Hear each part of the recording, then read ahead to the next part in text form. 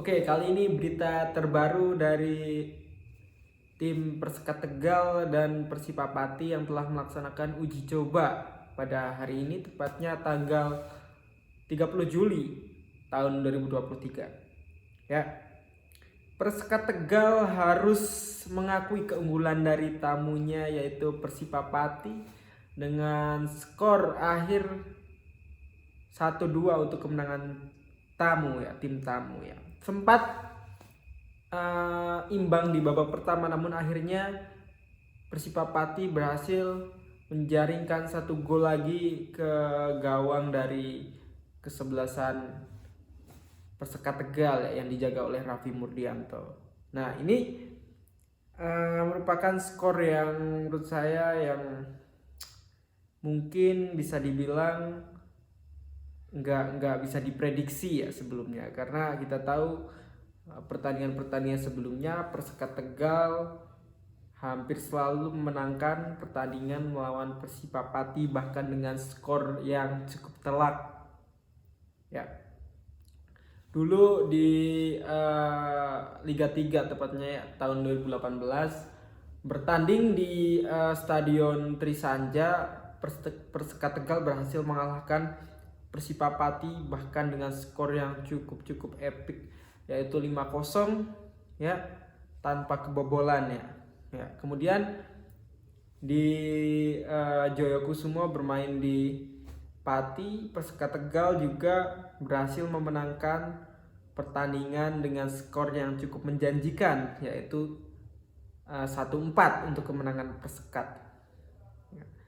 Namun di pertandingan kali ini Persekat harus mengakui keunggulan dari Persipapati. Lalu kenapa ini Persekat bisa kalah gitu? Ya namanya sepak bola teman-teman, bisa aja tim squad apapun bisa aja kalah melawan tim yang dalam tanda kutip lemah, atau bahkan mungkin sekarang memang Persipapati jauh lebih baik ya daripada tahun kemarin ataupun 3 tahun yang lalu, karena telah banyak improve ya, tentunya sebagai tim profesional terus bergerak maju untuk menjadi yang terbaik paling tidak di Jawa Tengah gitu. Oke, kita akan membahas susunan line up dulu dari tuan rumah ya.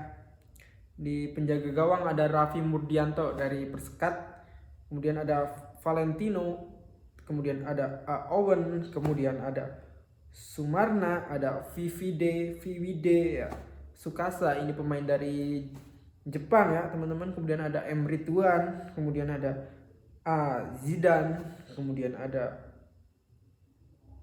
Prasetyo ya, kemudian ada Kahar, kemudian ada Yoga P. Oke.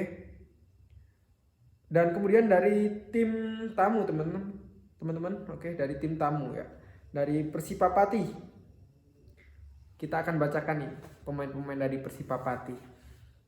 Di penjaga gawang ada Ferry, kemudian ada Gustur Cahyo di bagian belakang, kemudian ada Alit Hablian, kemudian ada Hoirul Huda, kemudian ada Yudi Safrizal, kemudian ada Afrizan, kemudian ada Fendi Ninggar, lalu Rifan Marsi, kemudian Imam Bagus Kurnia, lalu ada Sadli Ahmad, kemudian ada Rizky Nofriansah, dan di pemain pengganti ada salah satu pencetak gol dari Persipapati yang kita semua tahu, publik sepak bola Indonesia tahu siapa dia, yaitu Sultan Ziko ya, anak muda satu ini yang sempat mungkin bisa dibilang diremehkan karirnya, turun ke Liga 2 bermain di Persipapati, namun bagi saya itu menurut saya suatu pilihan ya, karena tidak semua pemain ya itu harus mengikuti apa itu kata netizen ya. Netizen bisa bilang lu harus bermain di luar ataupun bermain di liga yang lebih bagus ya. Namun sebagai pemain itu memikirkan banyak instrumen ya. Ya salah satunya ada keluarga ataupun dia lebih ingin bermain di negeri sendiri, ya itu boleh aja kan, pemainnya bebas ya mau pilih apapun itu, dan pemain juga telah memikirkan bahwa itu yang terbaik tentunya untuk dirinya ya. Netizen ya cukup mengkritik, boleh dikritik ya, tapi pemain juga boleh dia pakai haknya untuk memilih pilihan itu, bukan suatu kewajiban mengikuti netizen. Oke. Dan tadi Sultan Ziko juga sempat mencetak gol ya, saya kira keren ya. Bermain di Stadion Gor Trisanja di Slawi, di Tegal tepatnya. Persipapati kalau dilihat dari skor tentunya bermain secara terbuka dan tidak gentar ya, ngeyel ibarat kata bermain di stadion lawan.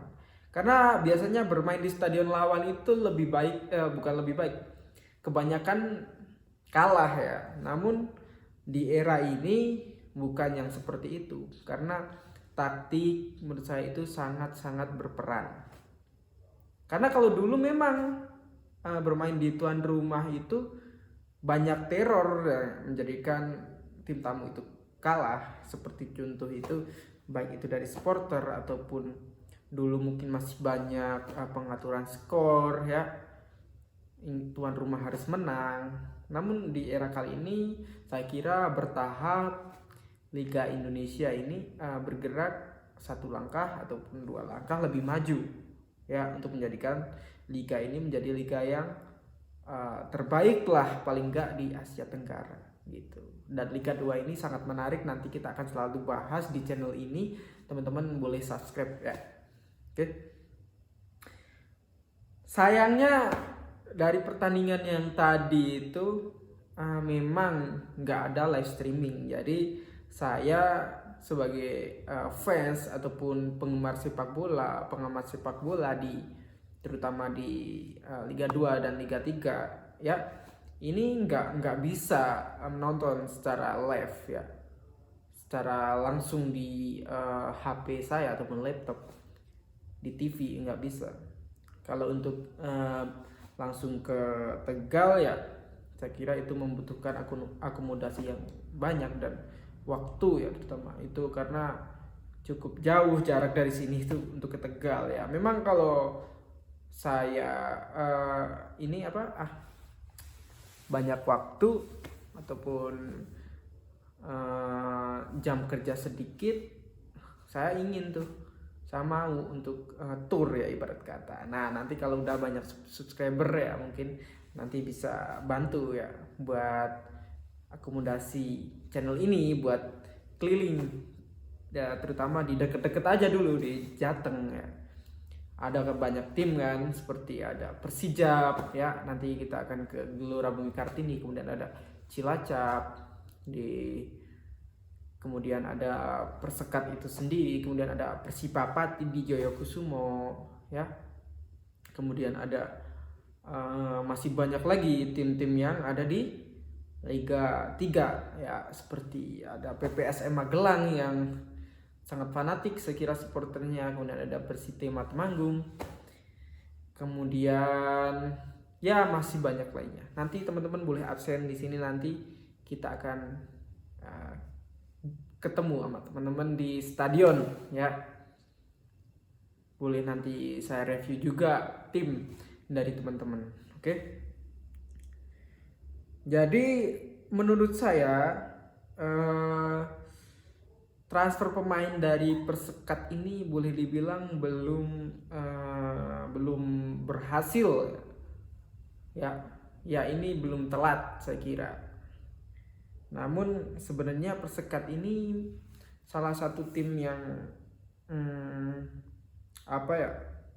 menengah ya, kalau boleh saya bilang, bukan di level atas tapi juga bukan di level bawah. Namun di transfer pemain kemarin itu udah ada pemain-pemain yang bisa dibilang ex bintang ya, seperti Raffi Murdianto, kita tahu di dulu waktu tenar ya di AFF U13 ya kalau nggak salah ya dulu, bersama Coach Indra Safri. Anak sayang Indra Safri lah dia.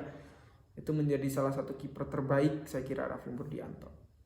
Ya, yang sebelumnya dia bermain kalau nggak salah di Bandung ya, di Persekap Kabupaten Bandung. Kemudian ada lagi ex pemain timnas ya, Agung Supriyadi ya kalau nggak salah namanya. Dia sempat dipinjamkan di PSMS Medan, kemudian dia sekarang udah balik lagi bersama Persekat dan diharapkan menjadi tumpuan di depan lini serang dari Persekat gitu. Dan menurut saya ini masih banyak yang perlu diperbaiki dari Persekat. Nah, kemudian dari Persipapati saya kira ini kabar-kabar yang cukup mengembirakan ya. Bermain di kandang lawan bisa menang dengan skor ya memang tipis 1-2, tapi itu cukup memberikan semangat secara psikologi mental yang bagus buat anak-anak yang bermain ya, player ya, dan serta tim dan ofisial serta supporter untuk selalu semangat mendukung Persipapati. Ya, ini sangat menguntungkan. Dan sebelumnya kita tahu Persipapati juga berhasil mengalahkan tim yang bukan kaleng-kaleng kalau di Liga 2. Ya, Persijap Jepara berhasil dikalahkan oleh Persipapati dengan skor 2-0 bermain di Stadion Joyokusumo Pati. Dan ini menurut saya suatu traffic yang bagus buat Persipapati, dan saya harap Persipapati bisa konsisten ya. Konsisten untuk bermain ataupun mempertahankan skor yang menjanjikan ya, yang nantinya Persipapati bebarengan dengan berbenah fasilitas bisa naik ke Liga 1 gitu. Dan untuk transfer pemain juga dari Persipapati ada ya satu ya, saya kira ada 1 atau 2 yang dari Jepang ya, namanya dia Takuto Miki ya, tapi itu sayang kayak kita nggak bisa lihat secara langsung permainan dia seperti apa. Jadi buat teman-teman yang tadi nonton langsung di stadion, nah boleh kalian share di bawah seperti apa permainan dari Persekat Tegal dan Persipapati, dan siapa pemain terbaik menurut kalian di match kali ini. Boleh komen di bawah dan alasannya kenapa. Oke? Dan sampai jumpa di video selanjutnya.